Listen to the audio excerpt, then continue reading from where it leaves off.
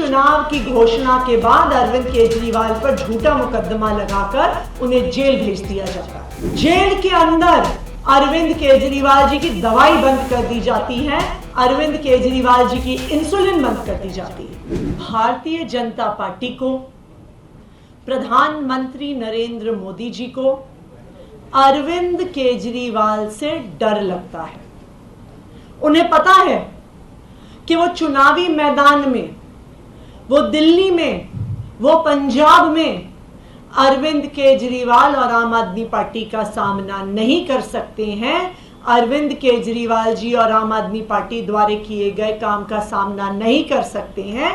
इसलिए जब से चुनाव की घोषणा हुई है, भारतीय जनता पार्टी ने और प्रधानमंत्री नरेंद्र मोदी जी ने एक के बाद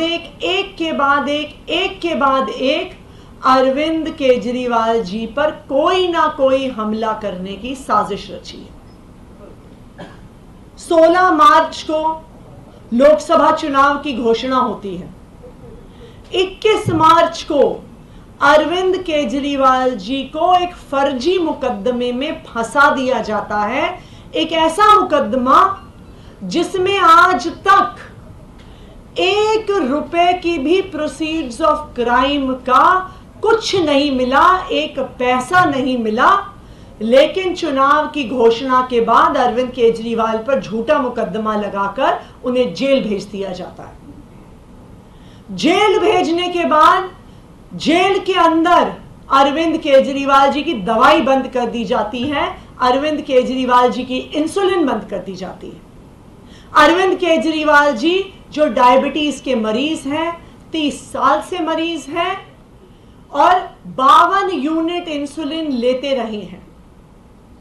अरविंद केजरीवाल जी को उनकी इंसुलिन दिलाने के लिए हमें कोर्ट जाना पड़ता है और कोर्ट के आदेश के आने के बाद अरविंद केजरीवाल जी को अपनी दवा मिलती है। लेकिन भगवान का आशीर्वाद था कि भारतीय जनता पार्टी का ये षड्यंत्र फेल हुआ और अरविंद केजरीवाल जी को सुप्रीम कोर्ट से जमानत मिली। ये दिल्ली के लोगों का प्यार था, ये दिल्ली के लोगों का आशीर्वाद था, ये ऊपर वाले का आशीर्वाद था। लेकिन जब से अरविंद केजरीवाल जी को जमानत मिली है, उनका 20 दिन के लिए भी जेल से बाहर आना भारतीय जनता पार्टी को पच नहीं रहा है। वो फिर से एक के बाद एक अरविंद केजरीवाल जी के खिलाफ षड्यंत्र रच रही हैं। अभी पिछले कुछ दिनों में ही हमने देखा किस तरह से स्वाति मालीवाल जी को मोहरा बनाकर अरविंद केजरीवाल जी के खिलाफ एक षड्यंत्र रचा गया।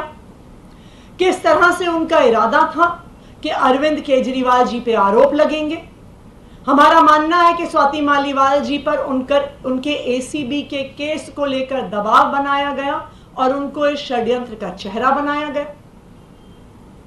लेकिन वो षड्यंत्र भी कामयाब नहीं हुआ, क्योंकि जो वीडियो सीएम आवास से निकले उससे पूरे देश ने देख लिया कि जो शिकायत स्वाति मालीवाल जी कर रही थी वो सरासर झूठ है। जब स्वाति मालीवाल जी वाले आरोप का षड्यंत्र नहीं चला, तो अब भारतीय जनता पार्टी अपना आखिरी दांव खेलने पर आ गई है। वो अरविंद केजरीवाल जी पर हमला करवाने की साजिश कर रहे हैं, अरविंद केजरीवाल जी को जान से मारने की साजिश कर रहे हैं। कल दिल्ली मेट्रो में, दिल्ली मेट्रो के बहुत ही प्रोमिनेंट मेट्रो स्टेशंस पे, जिसमें एक मेट्रो स्टेशन है राजीव चौक, दूसरा मेट्रो स्टेशन है पटेल नगर और उसके अलावा कई मेट्रो की ट्रेन्स के अंदर अरविंद केजरीवाल जी के खिलाफ धमकियां लिखी गई हैं। उनको जान से मारने की धमकी लिखी गई है और उन पर हमला करने की बात कई जगह पर धमकी के तौर पर दिल्ली भर के प्रोमिनेंट मेट्रो स्टेशंस पर लिखी गई है। अब आप मुझे बताइए, ऐसा कैसे हो सकता है कि वो मेट्रो स्टेशन जिसका चप्पा चप्पा सीसीटीवी कैमरा से कवर्ड है, मेट्रो स्टेशंस का 1 इंच भी सीसीटीवी कवरेज के बाहर नहीं होता। ये मेट्रो स्टेशंस राजीव चौक, पटेल नगर में दिन रात पुलिस मौजूद रहती है, पैरामिलिट्री फोर्सेस मौजूद रहते हैं, 24 घंटे सीसीटीवी कैमरा की मॉनिटरिंग होती है, लेकिन फिर भी धमकियां लिखी जाती हैं और धमकियां लिखने वाले को कोई ढूंढ भी नहीं रहा है। वो धमकी लिखने वाला ये सारी धमकियां अपने सोशल मीडिया अकाउंट्स पे पोस्ट भी करता है। मैं जानना चाहती हूं कहां है दिल्ली पुलिस, मैं जानना चाहती हूं कहां है उनका साइबर सेल, मैं जानना चाहती हूं कहां है दिल्ली मेट्रो के सिक्योरिटी फोर्सेस। ऐसा कैसे होता है कि दिल्ली के मुख्यमंत्री को खुलेआम जान से मारने की धमकियां दी जा रही हैं, एक जगह नहीं, 2 जगह नहीं, दिल्ली मेट्रो में जगह जगह दी जा रही हैं, खुलेआम उनको सोशल मीडिया पे डाला जा रहा है, लेकिन दिल्ली पुलिस टस से मस नहीं हो रही है। ये वही दिल्ली पुलिस है जो स्वाति मालीवाल जी के फर्जी आरोपों पर 24 घंटे काम कर रही थी, जो पूरी अपनी बटालियन लेके उनके घर चली गई थी उनके आरोप नोट करवाने के लिए, एफआईआर करने के लिए, जो जेम्स बॉन्ड की तरह हर 24 घंटे में एक बार सीएम आवास पहुंच जाते हैं, कहते हैं जी अब हमें सीसीटीवी चाहिए, अब हमें कालीन चाहिए, अब हमें सोफा चाहिए, अब हमें वीडियो चाहिए, अब हमें फलाना चाहिए। लेकिन जब दिल्ली के मुख्यमंत्री को धमकियां दी जा रही हैं तो उस दिल्ली पुलिस के मुंह से चू भी नहीं निकल रही है। क्यों दिल्ली पुलिस से आवाज नहीं निकल रही है? क्यों अभी तक ये धमकियां देने वाले को पकड़ा नहीं गया है? क्यों सीसीटीवी फुटेज खंगाली नहीं जा रही है? इसलिए नहीं खंगाली जा रही है क्योंकि ये धमकियां सिर्फ इस एक अंकित गोयल ने नहीं दी हैं। ये धमकियां भारतीय जनता पार्टी की, प्रधानमंत्री नरेंद्र मोदी जी की साजिश का एक हिस्सा है।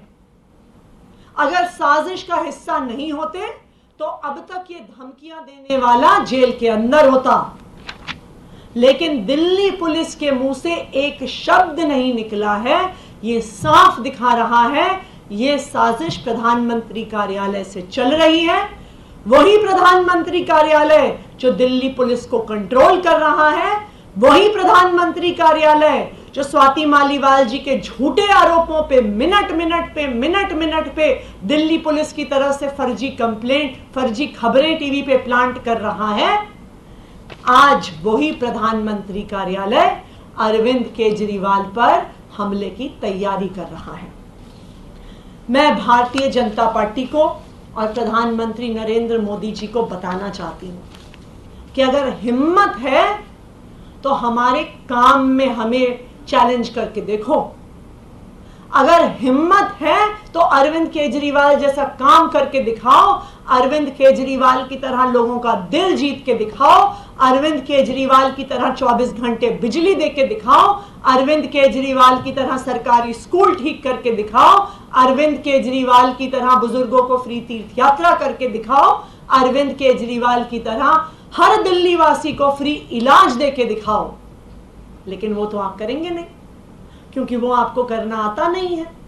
और आपको पता है कि जब अरविंद केजरीवाल से चुनावी मैदान में सामना होगा, जब आम आदमी पार्टी से सामना होगा, तो आप इस बार दिल्ली में 7 में से 0 सीट पाने वाले हैं। और इसी हार की बौखलाहट से अब अरविंद केजरीवाल जी पे हमले की तैयारी हो रही है। Thank you.